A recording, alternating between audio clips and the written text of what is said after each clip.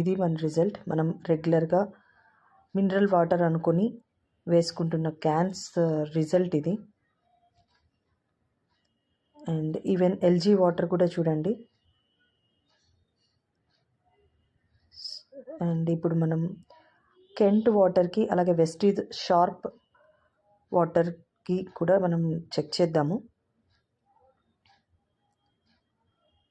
So ఇక్కడ చూడండి, Kent నుంచి కూడా వాటర్ ఇంప్యూరిటీస్ని ఎలా బయటకి రిలీజ్ చేస్తుందో.